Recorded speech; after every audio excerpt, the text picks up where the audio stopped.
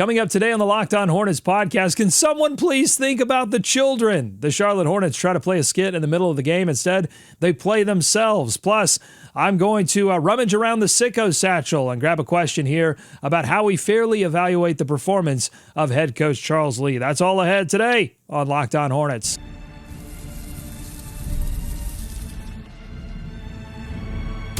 You are Locked On Hornets, your daily Charlotte Hornets podcast.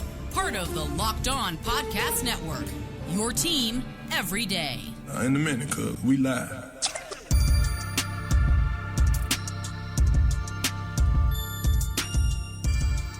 Welcome in. This is Locked On Hornets. We are part of the Locked On Podcast Network, your team every day. Today's episode is brought to you by our friends at Gametime. Download the Gametime app, create an account, and use code LOCKEDONNBA for $20 off your first purchase. Thanks for making Locked On Hornets your first listen every day. If you're one of the everydayers out there, if you're one of the sickos who are still tuning in to this team, despite all of the losses, because you love LaMelo Ball, because you love Brandon Miller, because you believe in the idea that the Hornets can one day be good again, we thank you. We are free and daily wherever you get your podcast, including on YouTube. We also have a free newsletter. Go to LockedOnDaily.com to sign up for that today. You not only get writing from me, you get writing from Katie Heindel, you get writing from Mike Shearer of Basketball Poetry. That's a great Substack. Go check that out. Katie Heindel's Basketball Feelings, another great Substack.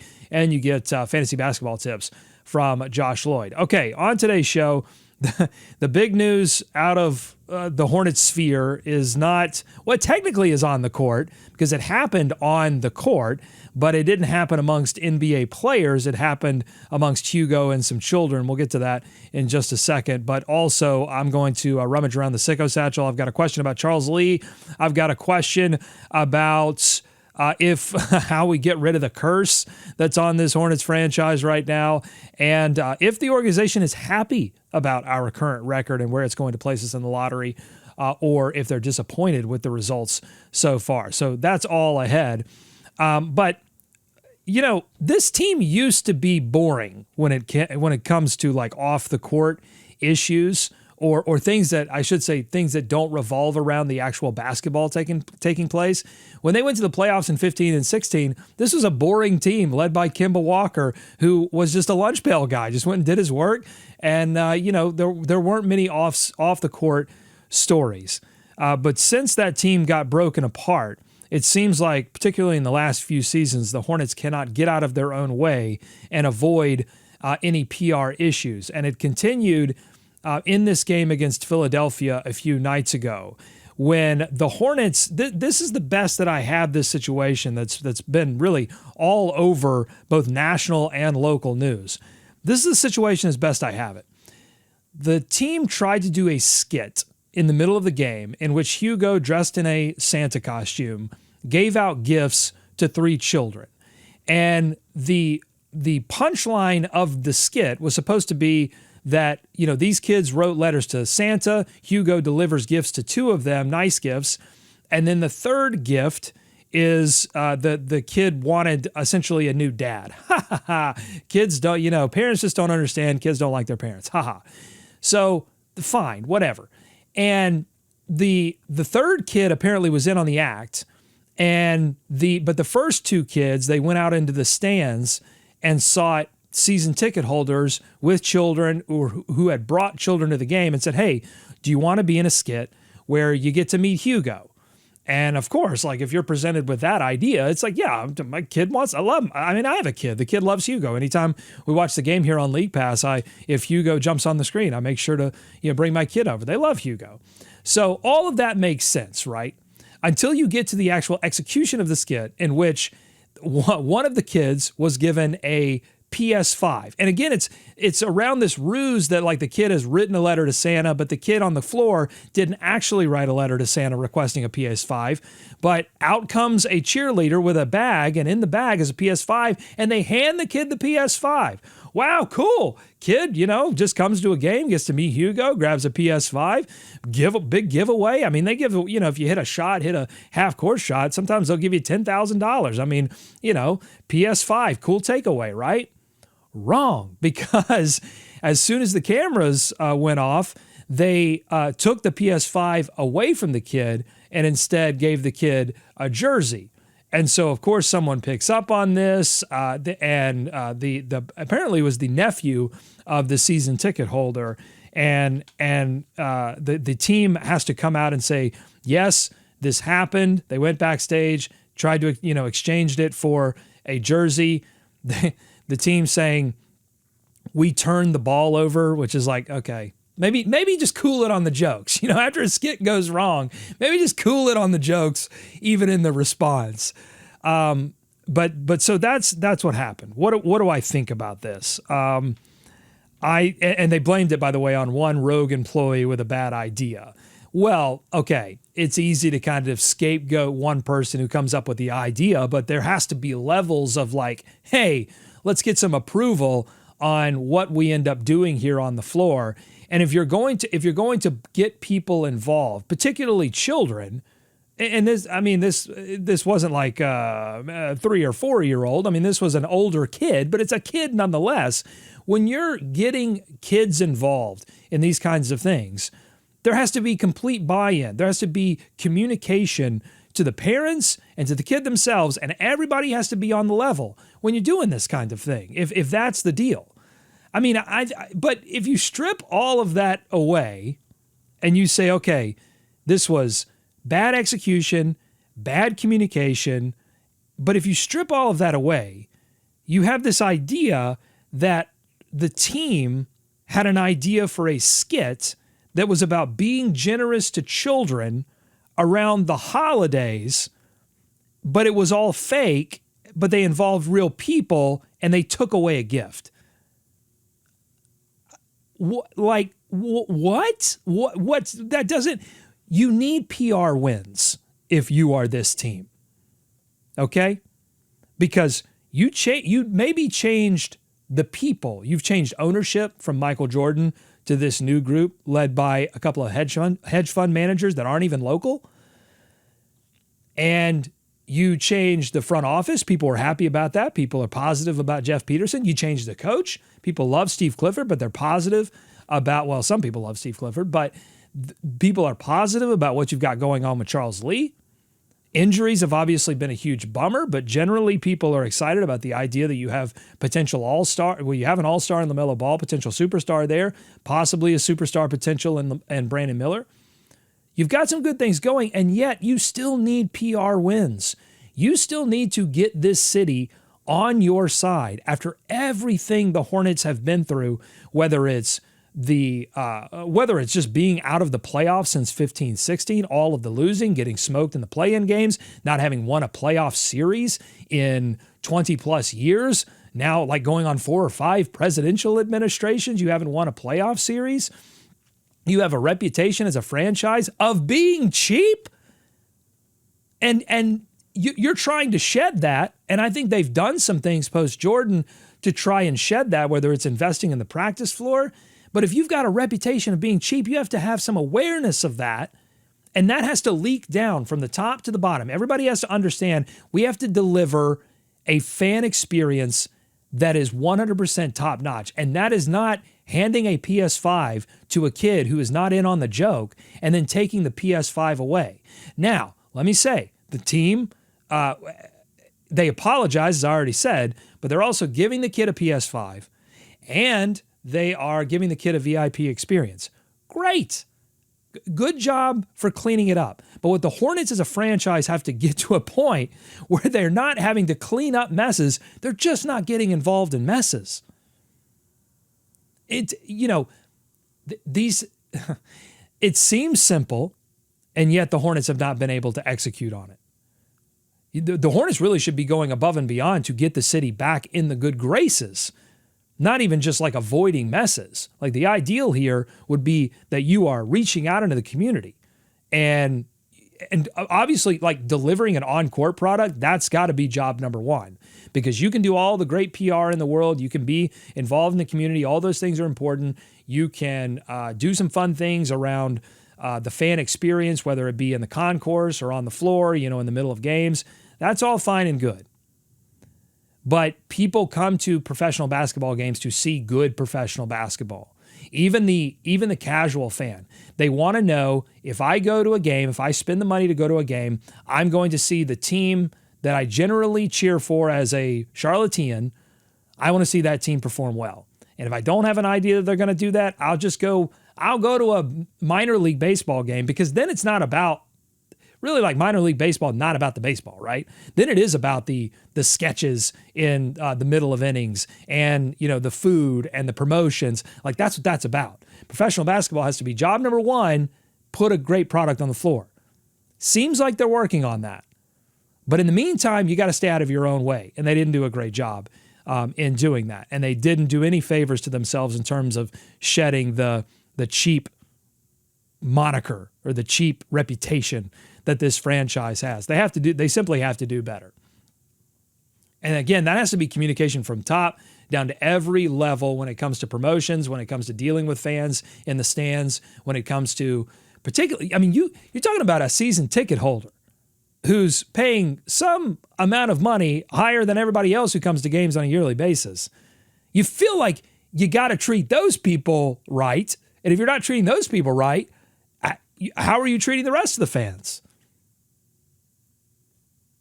It's, you know, again, there's a danger here of blowing this up and making it too big.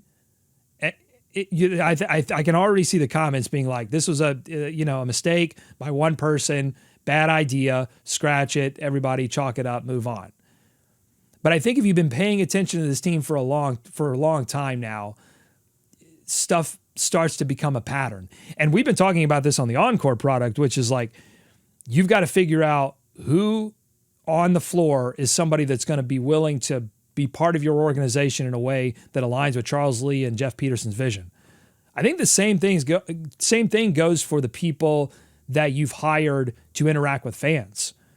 You've got to make sure that everybody is on the same page in terms of, we are going to deliver an amazing experience for everybody that walks through the turnstiles.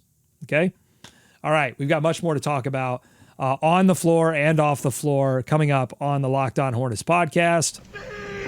Bees everywhere! We're going to evaluate Coach Lee, or how do we fairly evaluate Coach Lee? That was one of the questions in the Sicko Satchel. How do we break the curse? And how do we get back on Christmas Day? And is the organization happy with they're certainly not happy with what happened in that skit, but are they happy with the Encore product? We'll talk about all that coming up here on Locked On Hornets. Today's episode of Locked On Hornets is brought to you by Gametime. The holidays are the perfect time to make memories, and there's no better way to bring people together than at live events, whether it's a big game, a concert, or a comedy show. Gametime makes it easier than ever to find great tickets at amazing prices with their new feature, Gametime Picks. You can skip the endless scrolling and get right to the best deals on incredible seats. It's all about saving you time and money while finding the perfect tickets. Plus, you can use the super deal option to score top-notch seats at unbeatable prices. Gametime also gives you the features that make buying tickets stress-free, like all-in pricing. You toggle that feature on, no surprise fees at checkout, and a panoramic seat view so you know exactly what your view will look like before you buy. And with the lowest price guarantee, you're always going to get the best deal. Or Gametime is going to credit you 110% of the difference.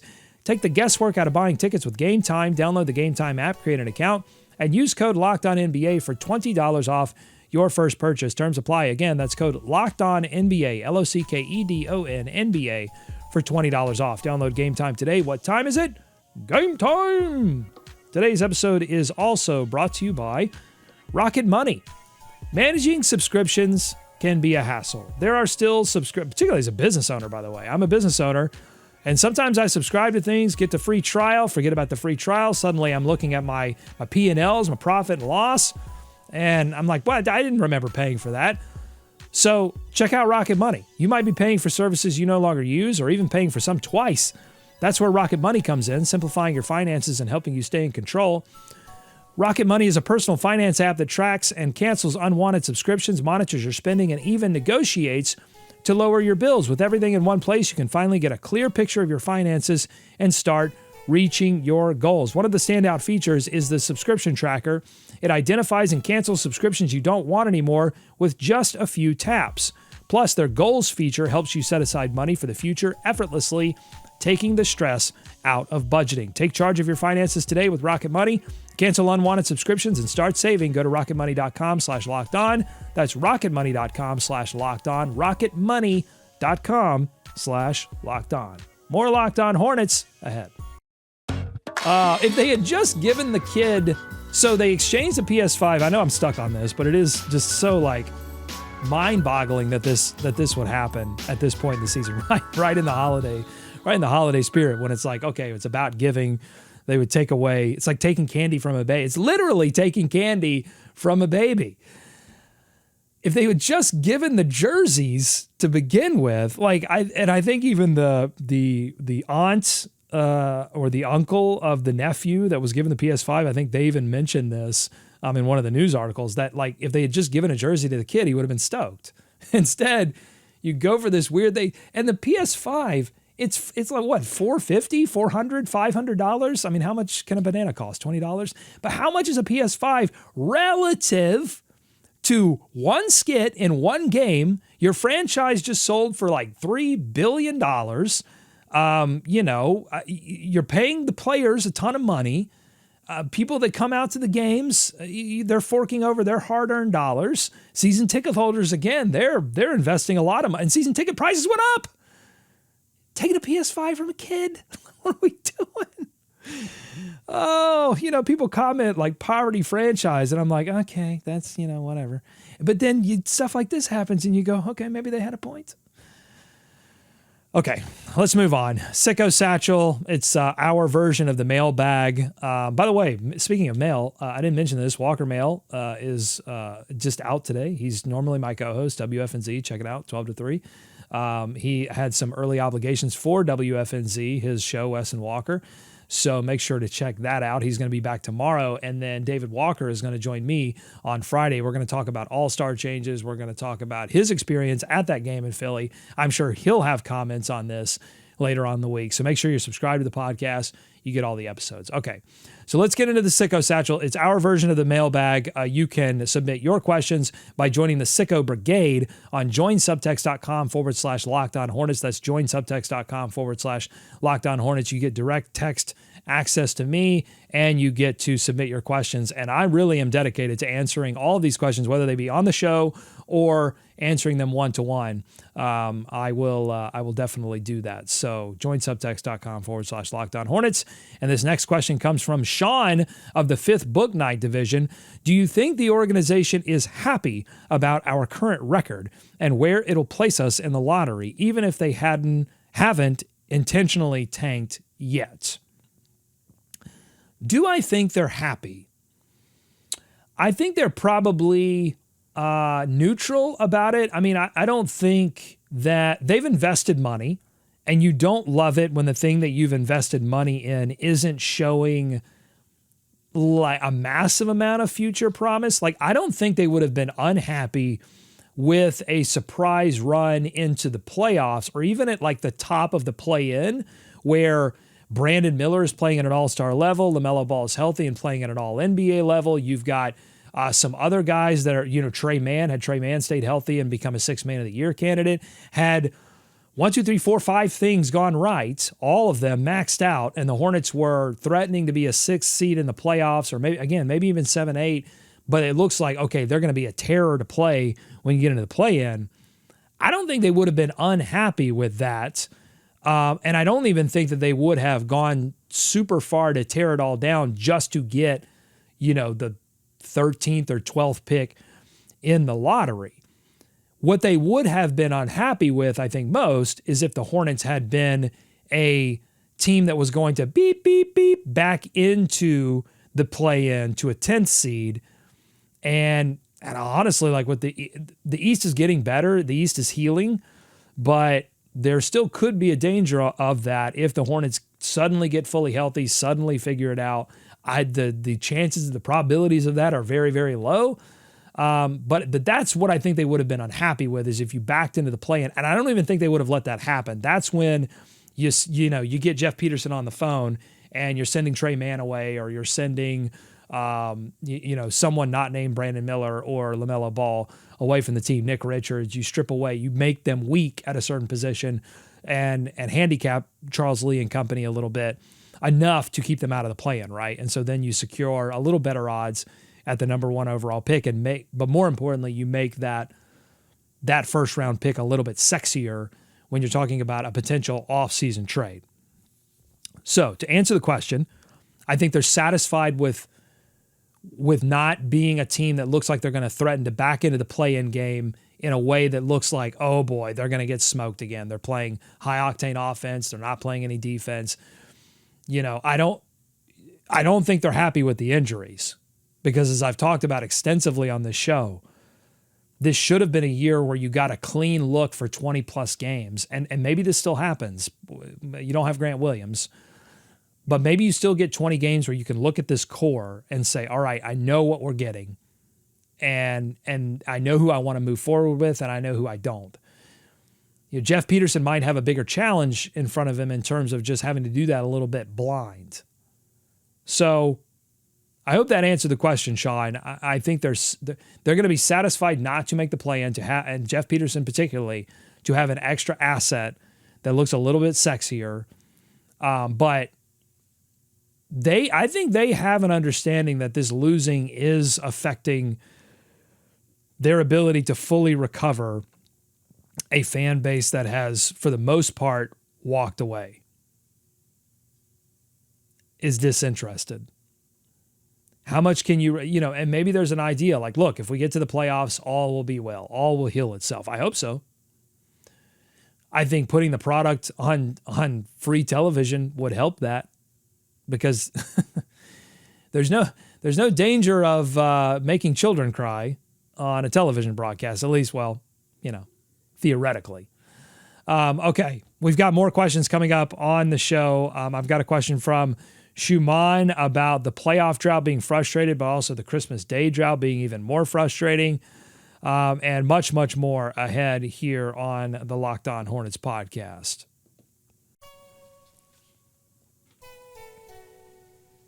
Today's episode of Locked On Hornets is brought to you by FanDuel. Get ready to tackle the NFL action with FanDuel, America's #1 sportsbook.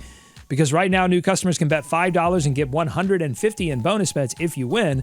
The FanDuel Sportsbook app gives you everything you need to place live bets on the NFL all in one place, and I love that because I love convenience.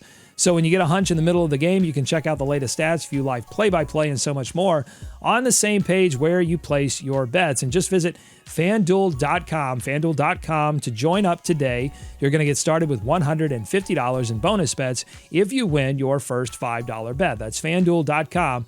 Never waste a hunch and make every moment more with FanDuel, an official sportsbook partner of the NFL. This episode is also brought to you by Built. If you're a renter, listen up. This is a total game changer. Thanks to Built, you can now earn points on rent payments just like you do with groceries or travel. Paying rent now comes with serious perks, and it's completely free to join up. Earn valuable Built points on your rent and everyday spending at no extra cost. Redeem points for flights, hotel stays, and even future rent payments.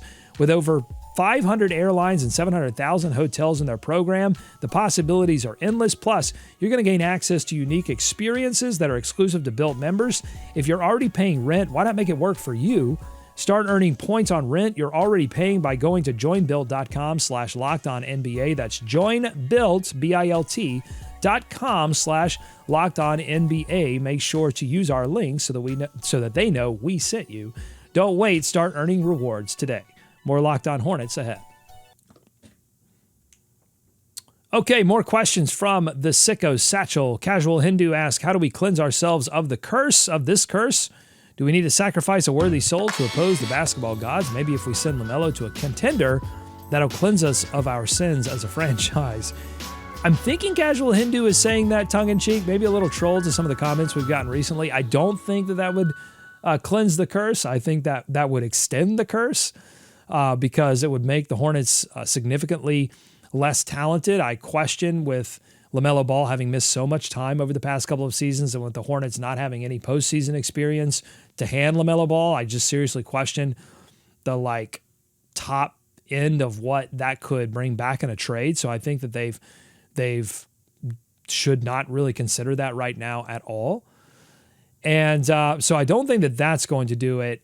Look, it's obviously difficult right now in the Charlotte Hornets universe. The injuries have been a storyline for the past 3 seasons. But I would continue to reiterate that the Hornets haven't even been, when you look at each of those years, you could make an argument that there were teams in each of those individual years that were unluckier.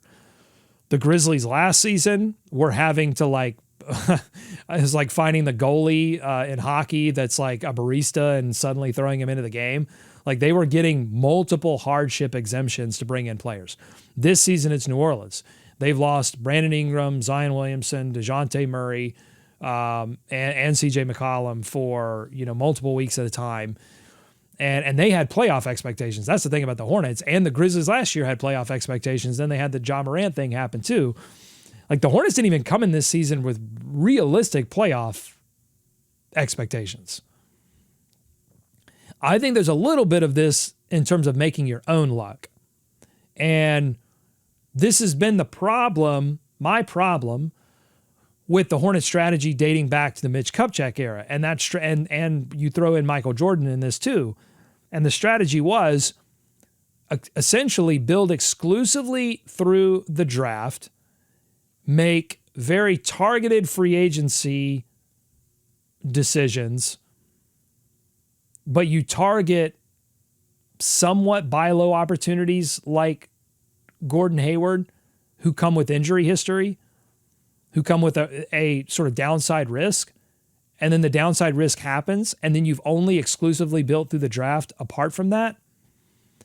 And when you build through the draft, you're really saying, I got to have one of these hit as a superstar. Because otherwise, even if they meet the expectations of their draft pick, the Hornets draft picks have been, for the past decade or so, generally in the late lottery. Save for now they hit the surefires. Like when you're top 3, you got to hit. And they did that. They hit on LaMelo Ball. They hit on Brandon Miller. Now, neither of those players have reached, again, it's early, but they haven't reached superstar status like a Giannis, a Jokic, a Luka. We're not talking about Miller and LaMelo in those same conversations yet.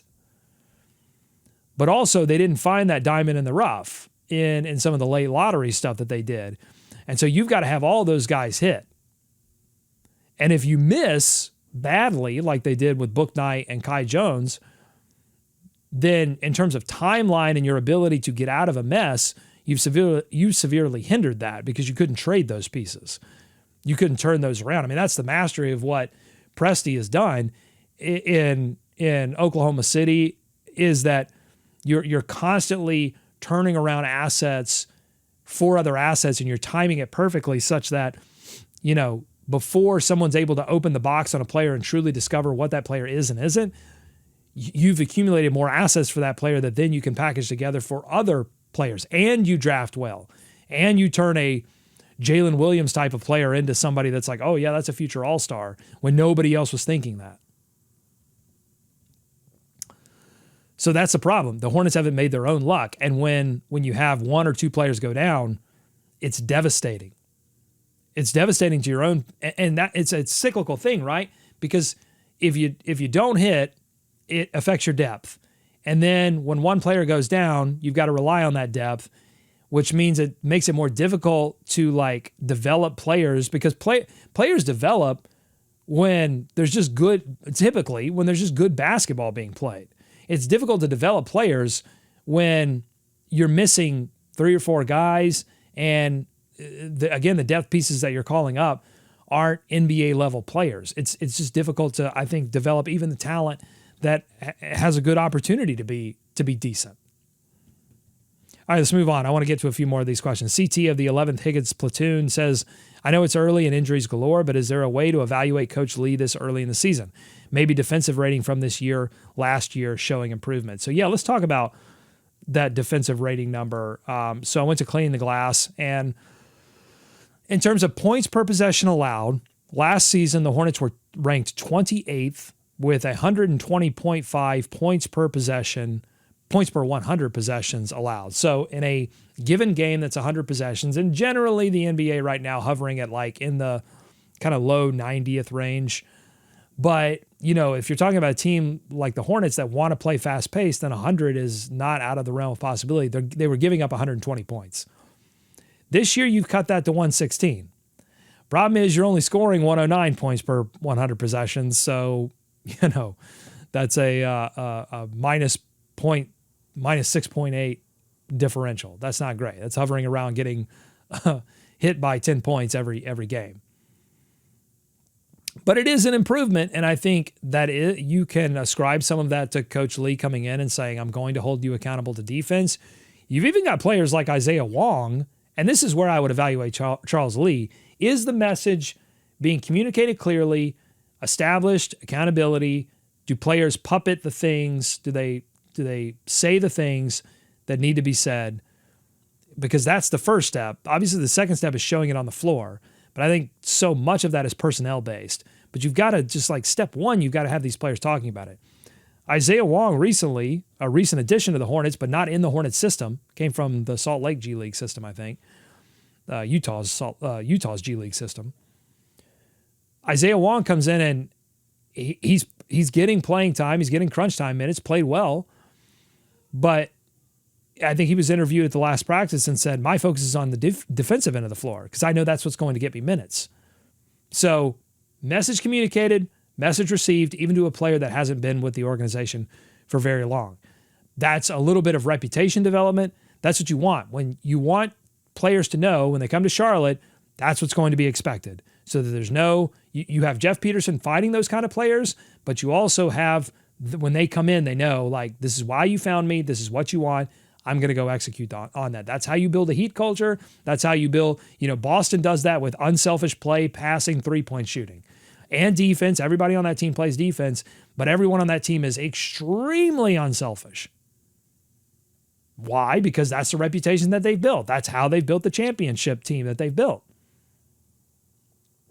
But that's like on a next order level of magnitude that the Hornets, before you can even talk about unselfish play, you've got to just like establish just sort of like, all right, we're going to play defense every possession. We're going to shoot more three-pointers, those kinds of things.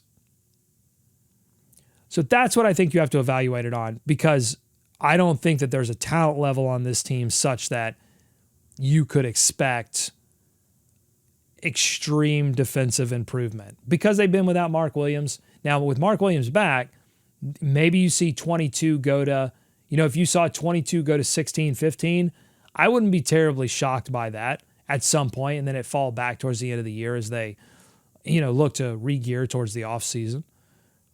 I wouldn't be surprised by that. What's interesting when I look at these points per 100 possession numbers, and this shows you where the NBA has changed. So there were 4 seasons from 15-16 to 18-19 under Steve Clifford that they were around top 10 in the league in points per possession on the offense, points per 100 possessions on the offensive end of the floor. And in the year that they went to the playoffs, their number was 107.6. Okay, hold on to that number. 107.6 points per 100 possessions. They were 9th in the league in offense, according to Clean the Glass. This season, 109.4. That's 2 points higher, 26th in the league. There's so much more scoring. There's even more than that. There's just faster paced scoring.